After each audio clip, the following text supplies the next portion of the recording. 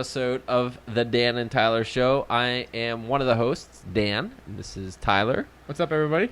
We're going to be bringing you some insights on some more business narratives. We're going to be talking about a little bit of passive income today. So, again, thank you for joining. I'm going to give the mic over to Tyler. We're going to talk a little bit about this and go from there. Yeah, so like Dan said, what's up, everybody? Welcome back to episode 3. Very, very, very happy to be coming to you guys again from Dan's multifamily. Hopefully one of many multifamilies Dan will own one day. But let's jump in right away to today's content. We're going to talk about passive income, the truths behind it, the myths behind it. Why is it so popular right now? Well, let's just be honest about it, Dan.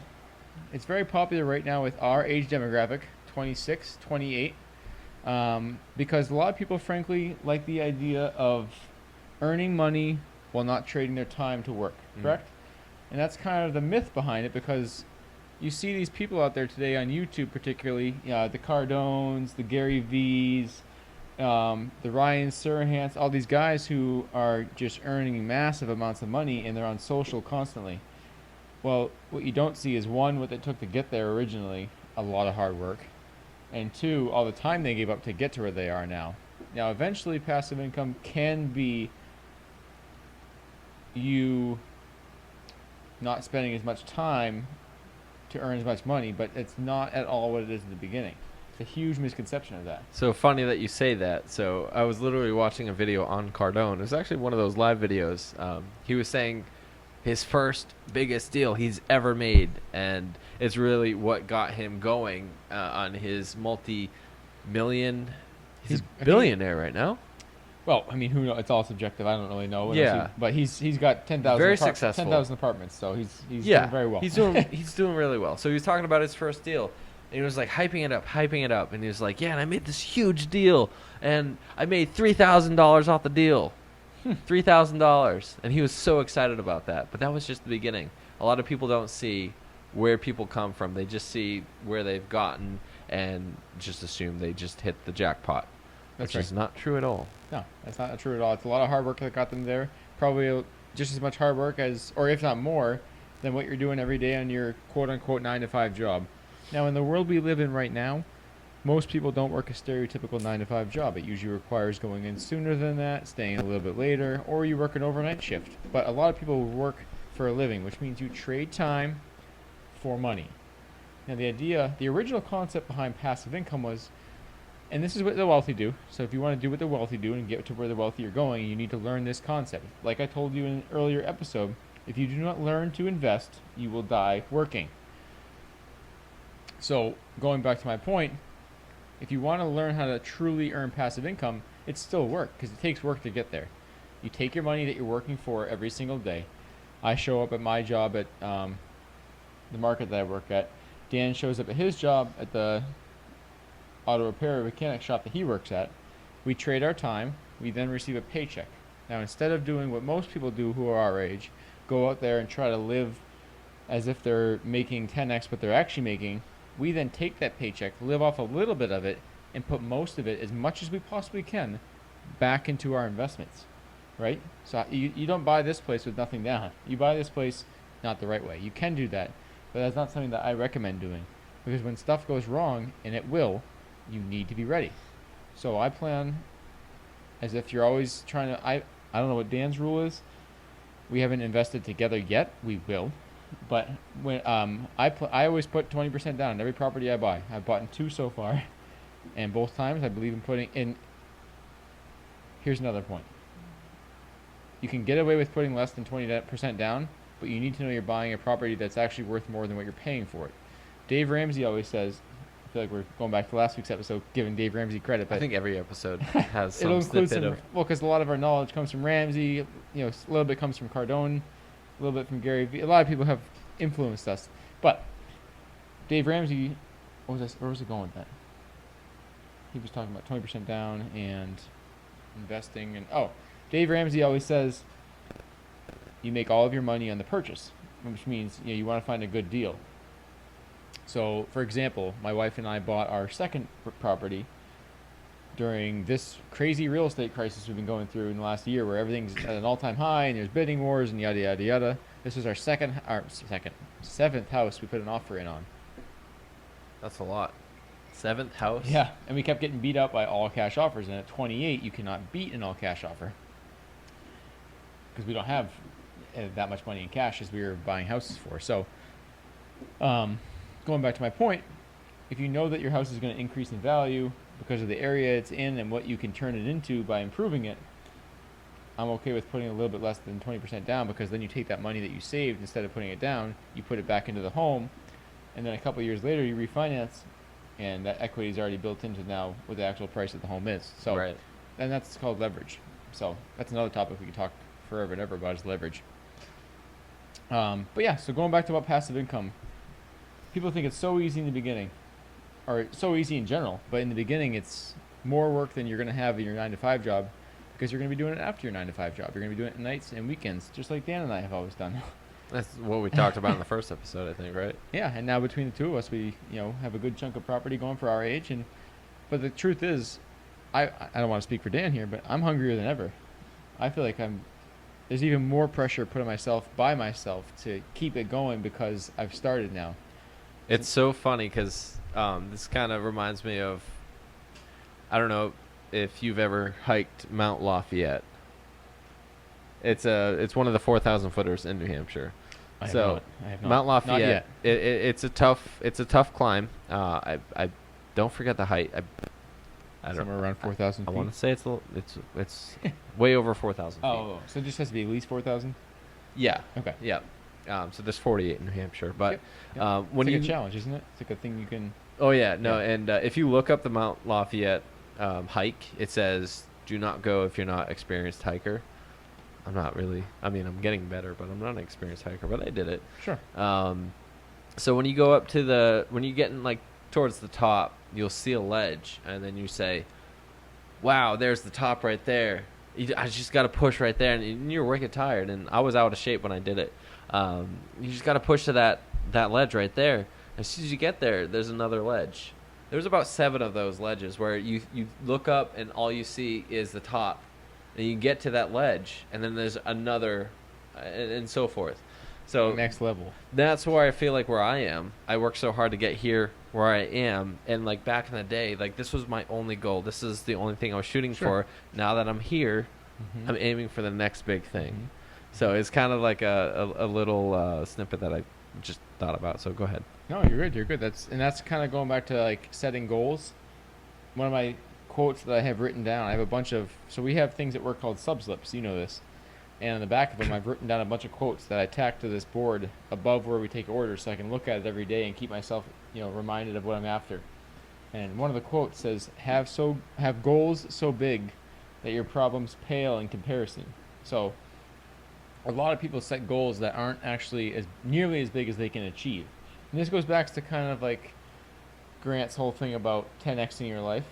Whereas you need to set a goal so big. If let's say my goal is to own 50 apartment units, or I set a goal to own 1,000 apartment units. Well, if I have a goal to own 1,000 apartment units, I'm only going to make decisions that are going to get me closer to that goal of achieving 1,000 apartment units. So, if you're only making decisions that are getting you there, theoretically, even if I come up short, if I end up at 100, well, I still doubled. You're still doing really well. I still doubled the 50 that I set out for, right? So that's the mindset you guys need to get yourselves into out there. If you're on YouTube right now watching us, if you're on Spotify following us, that's the mindset you need to start developing, is having goals so big you're just keep pounding that next level of climbing that mountain. You get to that next level, you're like, oh, that's not so bad. I did that. Well, how much further can I go? And then you keep going. Right. And the next thing you know, the idea is hopefully you wake up when you're 40 and you have, 100, 250, 300 units that you can now look back on and be like, man, I did pretty good. But then you said, I do 250, can I do 300? You keep Yeah. going. Getting Right. where I am today felt like forever. So why did you want to get into rentals? Was it because of passive income?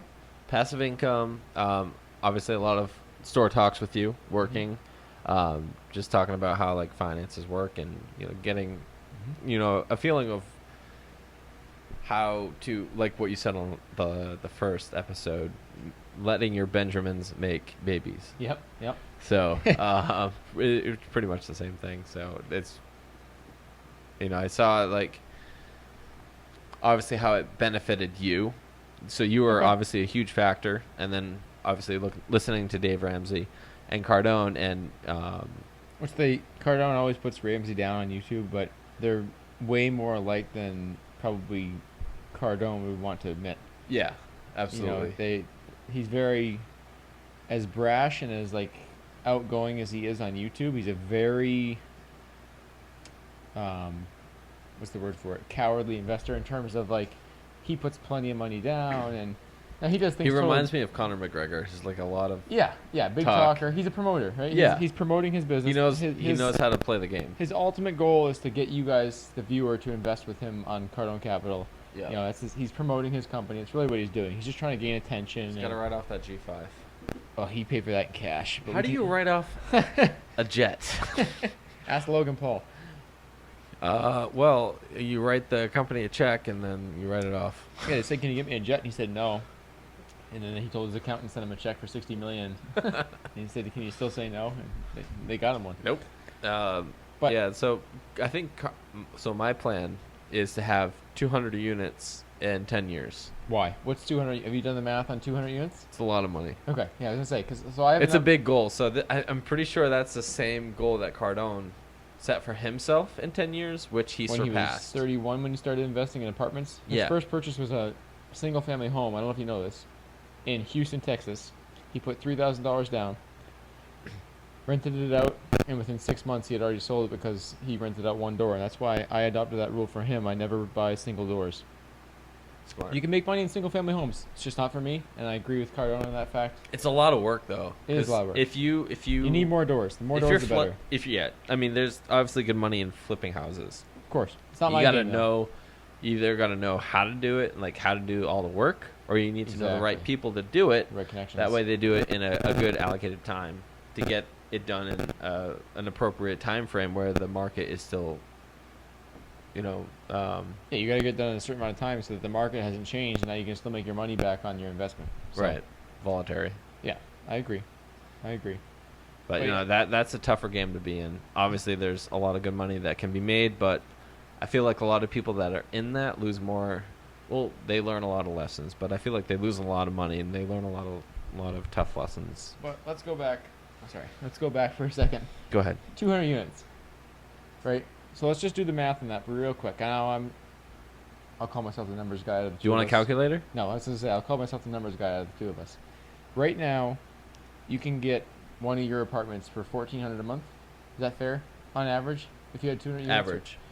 Let's say you had 200 units right now, ranging from 1 to 2 bedrooms, maybe studio to 3 bedrooms. How about that?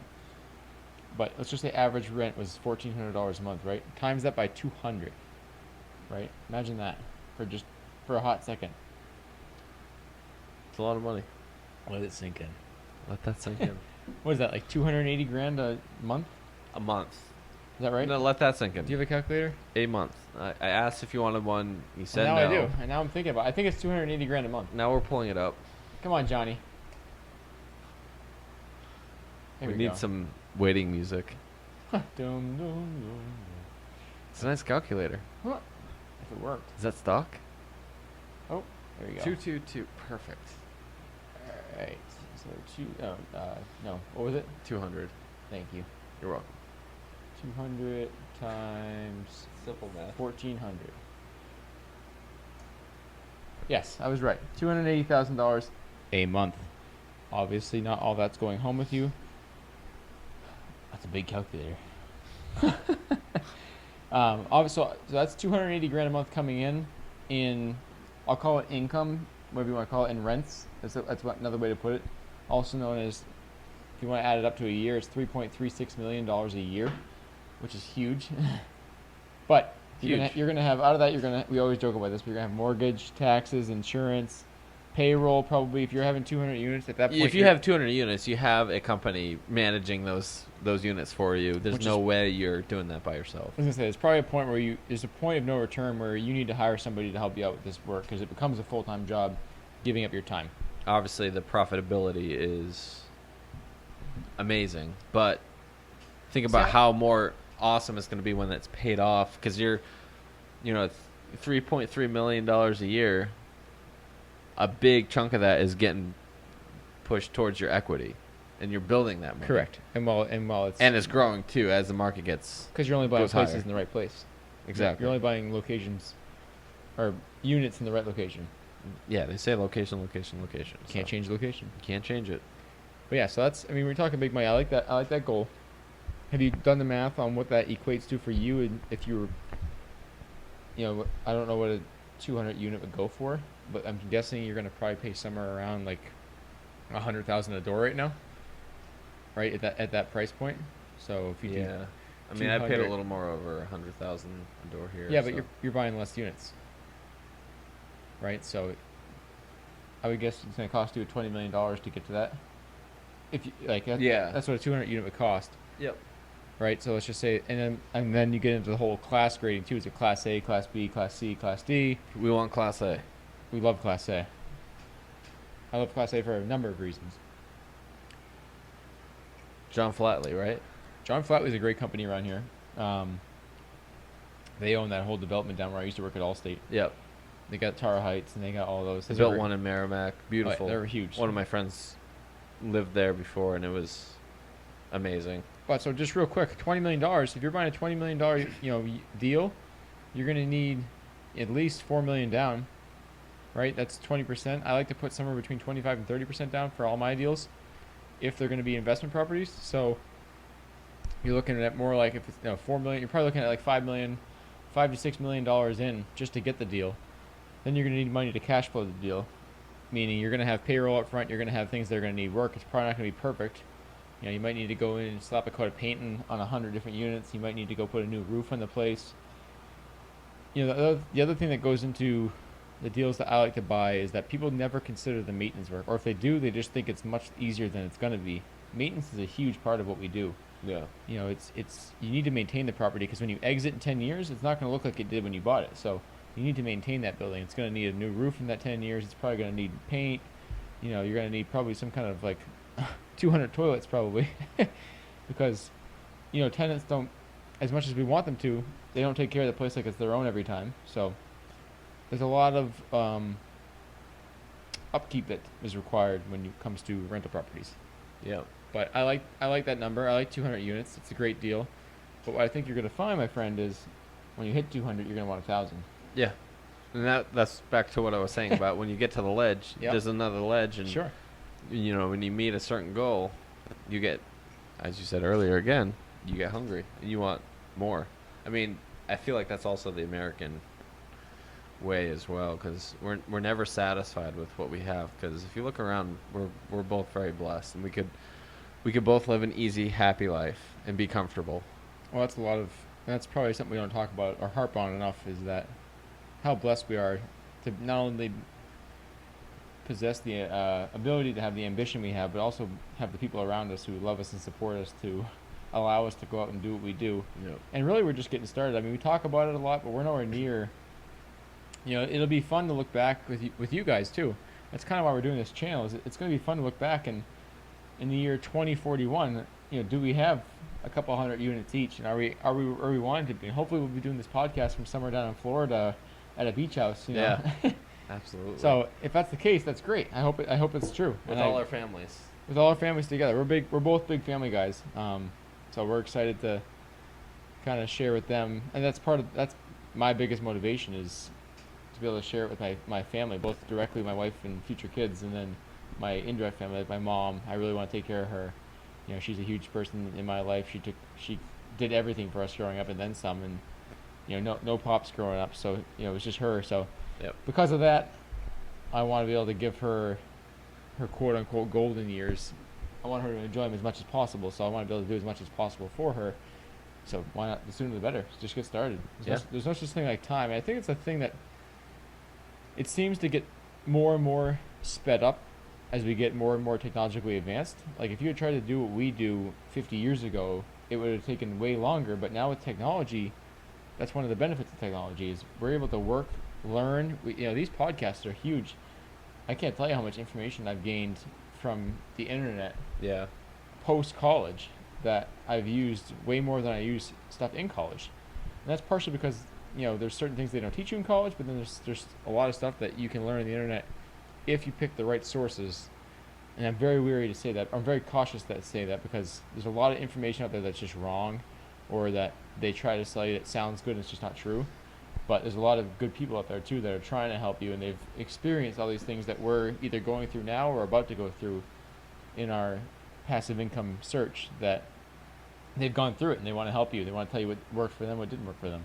And Corey actually touched on that a lot last episode. So he learning from his mistakes, Yeah. and then having people who coach you who have made the mistakes and can coach you through it so you don't make the same mistakes. The business coach, right? Exactly. Yeah. Yep. No, I wanted to ask him this.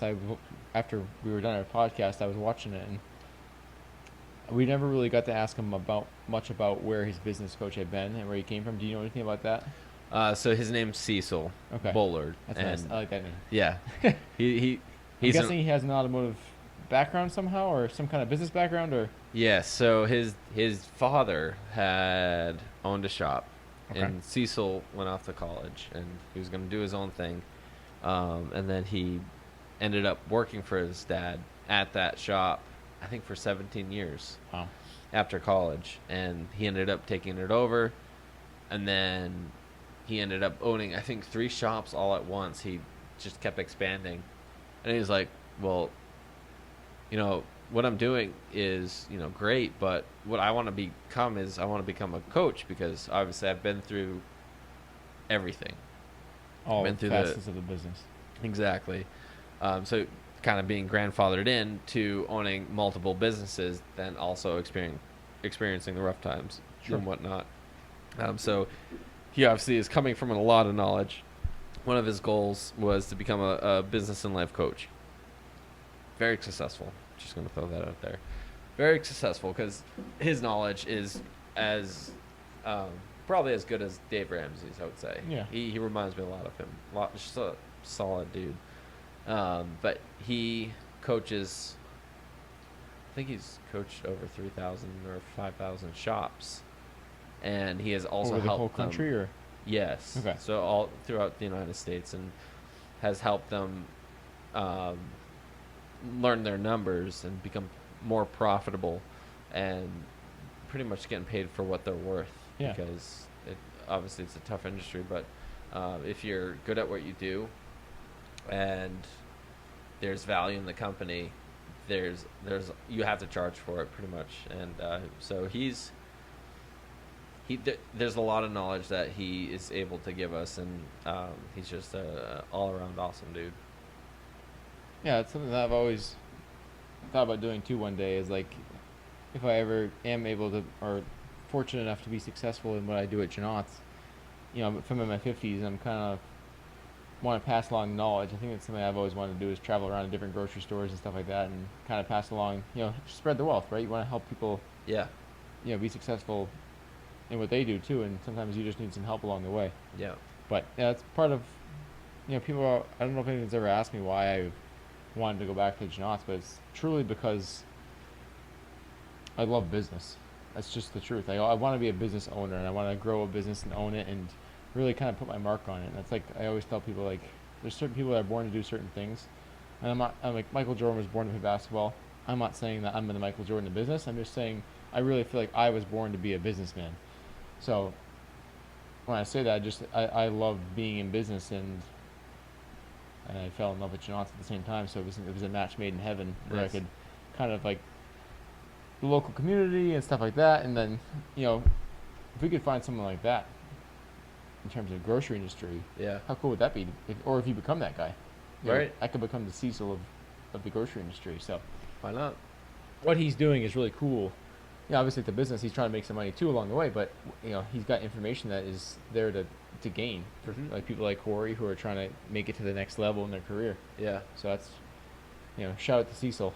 Yeah, because like Corey was saying on the last podcast, a lot of people go into business because they're good at something. Exactly. Not necessarily business. That's a whole other aspect. Well, So I was kind of like the opposite. I was, I knew what I was doing, but I just loved business. So that's why I saw an opportunity to go work for a company and own it, and I was like, I just love business, right? I love the idea I love everything about business, the relationships and the staffing and the, the profits and losses and the margins and learning how to make money, and, that's what gets me up in the morning. I get excited about running a business. So Nice.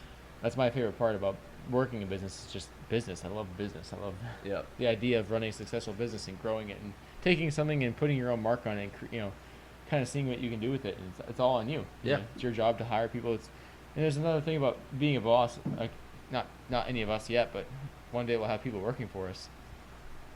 And it's gonna be cool that you provide them their income for now they give you your time and stuff and they work hard for you, but they rely on you to pay them. So That's scary though. yeah, it's very scary. You gotta be good at what you do. Yeah, it's a whole thing that I don't think a lot of people think about as being an owner of a company is a lot of people rely on you to put the food on their table at night times because it's your job. Yes, it's their job to show up to work and work, but it's also your job to make sure the business is run well so that you have enough money there to pay, the payroll and the mortgage on the building and Right. all that stuff that goes into it, which is pretty cool. A lot of behind the scenes. A lot of small business guys out there can probably relate to that.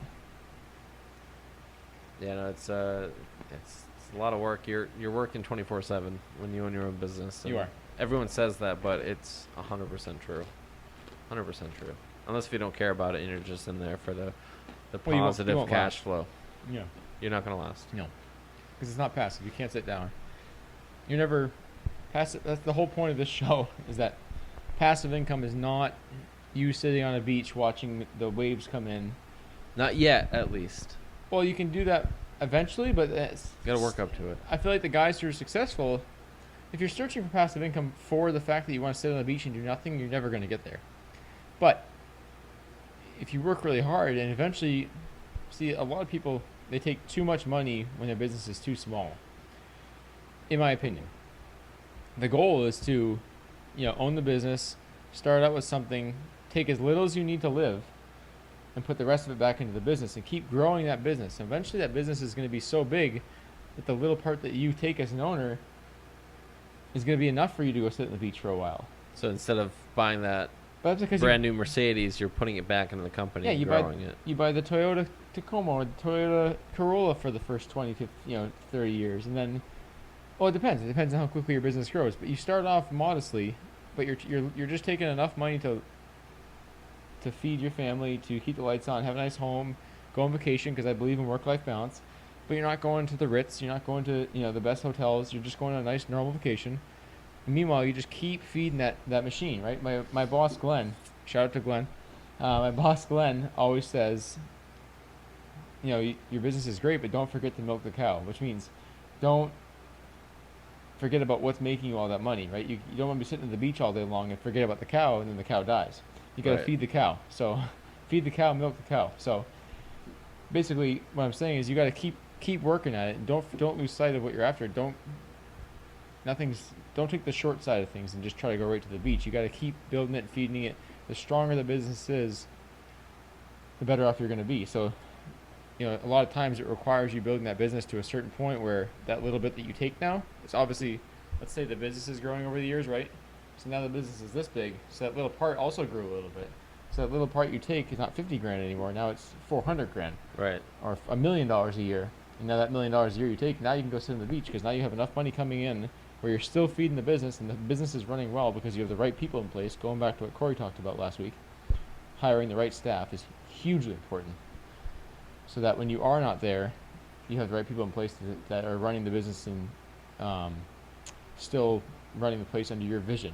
You know what I mean? So there's a lot of things that go into it. And just you can tell that we're pretty safe guys here because I think a lot of people wouldn't do that, but the right people do that because it's the right thing to do. I mean, if you care about your business enough to run it, then you should care about it enough to hire the right people, to pay them the right amount of money, to invest the right amount of money back into your business so that it runs really well. Because if you don't do that when you're on vacation, you're just going to be worrying about your business the whole time. Is the roof going to cave in, or is Jimmy, who runs the, marketing department, going to screw up because he's, I hired the cheapest guy in the place to do it. And, so I think a lot of things go back to the motto is you get out of it what you put into it. Right. So Get what you paid for. yeah. So take as little as you much. Gary Vee taught me that one.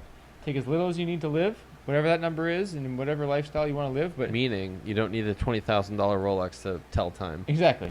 I was just talking about that with one of my clients the other day, which Does he have a Rolex? he has a $20,000 Rolex. It's the Pepsi Cola one. Still tells the same amount of time as my $200 Apple Watch. That's what he said. He's like, yep. He has, well, he's obviously made it and Yes, very yes. successful. Great guy, love him to death. And but no, he has the the one that you want, I think, eventually, like years down the road, What you took a picture years. of? Yeah. So it was the That's the which, kind of. Go ahead. well, that's why I recognized it, is because you wanted Oh. the same one. So I was like, oh, is that the Pepsi Cola watch, Rolex? And he's like, yeah, yeah. And he's just like being He modest needed about it. He needed it. And he was talking about it. He's like, yeah, but it's you don't need to spend $20,000 to tell time. Oh, he said that. He said Okay, that. okay. Yeah, he was like, That's what he should say. That's good though. Yeah. That's good. it's good because I was talking about it. I was like, yeah, I really want one like eventually one day, and then that's when he said that, Yeah. and it's just like take a step back and you're like, you're right. Well, and sorry, I mean to yawn. You also don't ever want to spend your earned income on something like that. Anything that's a toy like that, like I hate to say this, but it seems like every kid my age wants a freaking Lamborghini, and I just can't. I roll my eyes every time I hear that. It's like, why? I get it. It's a cool car, but do you understand how much it costs and how little it brings value to you? Like when you start It looking. brings you smiles. Yeah, smiles That's are all that they're matters. expensive. Forget about what this guy's saying. No, I'm kidding. But Let's you be should smart. never spend earned income on stuff like that. I call them toys. The Rolexes, the Lambos. You can want it all you want, but you should only ever spend your passive income on it, right? You work hard for your earn. This is what you and I are doing right now. This is the model we use. You work hard all day long. You take your, like we said before, I think I started the episode off by saying this. You take your earned income, you live off as little as you need to live, And whatever that invest. is, and then you invest the rest. Yep. Now, a lot of people who are wealthy, they do like Grant Cardone has the 40-40-20 rule. He says, well, if you're going to pay the government 40%, you might as well pay your retirement account 40% and live off 20.